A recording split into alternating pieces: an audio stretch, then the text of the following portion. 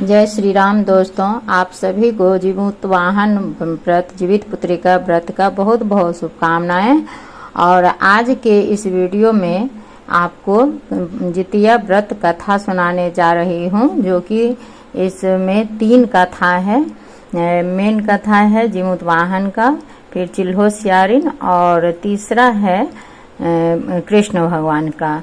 तो आपके यहाँ जिसके यहाँ जो नियम है वो कथा को सुनिए, पढ़िए। और इससे पहले जितिया व्रत कब है इसका वीडियो मैं बना चुकी हूँ। 13, 14 और 15, 13 तारीख को नहाए खाए हैं, 14 को व्रत है और 15 तारीख को सुबह 6:36 के बाद पारण है। और उठगन भी लगा हुआ है, जो कि अब 13 तारीख के सुबह में 3:30 बजे से लेकर 5 बजे तक उठगन भी चाय पानी ले सकते हैं। तो अब मैं इस व्रत का जो मेन कथा है उसको सुनाने जा रही हूँ। अपनी परंपरा के अनुसार जो कथा आपके यहाँ पढ़ी जाती है या सुनी जाती है उसे आप सुनिएगा। तो सबसे पहले आपको मैं जीवित वाहन व्रत कथा सुनाती हूँ, फिर कृष्ण का सुनाती हूँ, चिल्होसियारिन का दूसरे वीडियो में सुनाऊंगी। जीवित पुत्रिका व्रत कथा।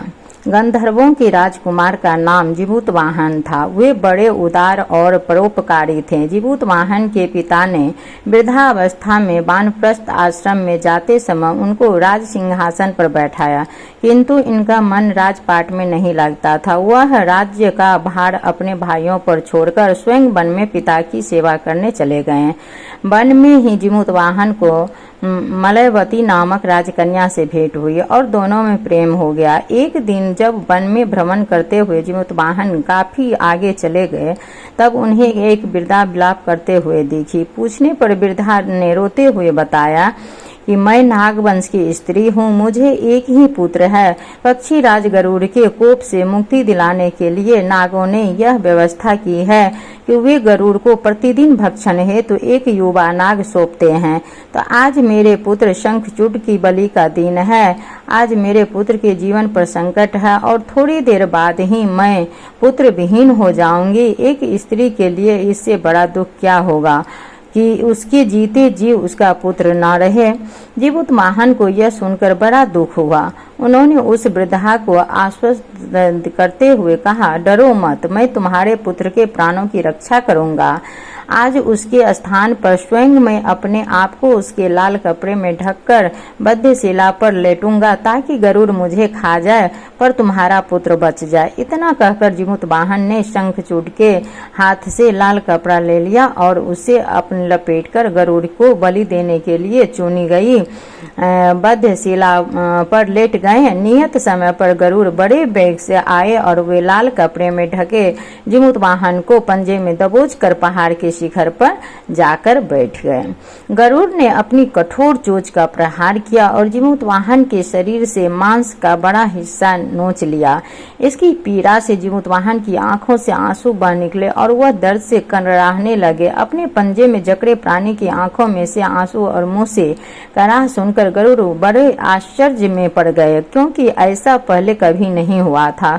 उन्होंने जीवित वाहन से उनका परिचय पूछा। जीवित वाहन ने सारा किस्सा का सुनाया कि कैसे एक स्त्री के पुत्र की रक्षा के लिए वह अपने प्राण देने आए हैं। आप मुझे खाकर भूख शांत करें। गरुड़ उनकी बहादुरी और दूसरे की प्राण रक्षा के लिए स्वयं का बलिदान देने की हिम्मत से बहुत प्रभावित हुआ। उन्होंने स्वयं पर पछतावा होने लगा। वह सोचने लगे कि एक यह मनुष्य है जो दूसरे के पुत्र की रक्षा के लिए स्वयं की बलि दे रहा है, और एक मैं हूँ जो देवों के संरक्षण में हूँ किंतु दूसरों की संतान की बलि ले रहा हूँ। उन्होंने जीवित वाहन को मुक्त कर दिया। गरुड़ ने कहा, हे उत्तम मनुष्य, मैं तुम्हारी भावना और त्याग से बहुत प्रसन्न हूँ। मैंने तुम्हारे शरीर पर जो घाव किए हैं उसे ठीक कर देता हूँ। तुम अपनी प्रसन्नता के लिए मुझे कोई वरदान मांग लो। राजा जीवित वाहन ने कहा कि हे पक्षीराज, आप तो सर्वसमर्थ हैं। यदि आप प्रसन्न हैं और वरदान देना चाहते हैं तो आप सर्पों को अपना आहार बनाना छोड़ दें। आपने अब तक जितने भी प्राण लिए हैं उन्हें जीवन प्रदान करें। गरुड़ ने सबको जीवन दान दे दिया और नागों की बलि न लेने का वरदान भी दिया। इस प्रकार जीमूतवाहन के साहस से नाग जाति की रक्षा हुई। गरुड़ ने कहा, तुम्हारी जैसी इच्छा है वैसा ही होगा। हे राजा, जो स्त्री तुम्हारे इस बलिदान की कथा सुनेंगी और विधि पूर्वक व्रत का पालन करेगी, उसकी संतान मृत्यु के मुख से भी निकल जाएगी। तब से ही पुत्र की रक्षा हेतु जीमूतवाहन की पूजा की प्रथा शुरू हो गई। यह कथा कैलाश पर्वत पर भगवान शंकर ने माता पार्वती को सुनाई थी। जीवित पुत्रिका के दिन भगवान श्री गणेश, माता पार्वती और शिव जी की भी पूजा और ध्यान करनी चाहिए। दूसरा कथा भगवान श्री कृष्ण की। यह कथा महाभारत काल से जुड़ी हुई है। महाभारत युद्ध के बाद अपने पिता की मृत्यु के बाद अश्वत्थामा बहुत ही नाराज था और उसके अंदर बदले की आग तीव्र थी, जिस कारण उसने पांडवों के शिविर में घुसकर सोते हुए 5 लोगों को पांडव समझकर मार डाला था।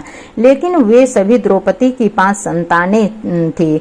उसके इस अपराध के कारण उसे अर्जुन ने बंदी बना लिया और उसकी दिव्य मणि छीन ली, जिसके फलस्वरूप अश्वत्थामा ने उत्तरा की अजन्मी संतान को गर्भ में मारने के लिए ब्रह्मास्त्र का उपयोग किया, जिसे निष्फल करना नामुमकिन था। उत्तरा की संतान का जन्म लेना आवश्यक थी, जिस कारण भगवान श्री कृष्ण ने अपने सभी पुण्यों का फल उत्तरा की अजन्मी संतान को देकर उनको गर्भ में ही पुनः जीवित किया।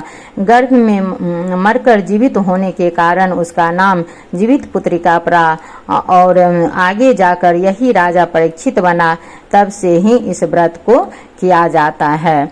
अब चिल्हो और स्यारिन का दूसरे वीडियो में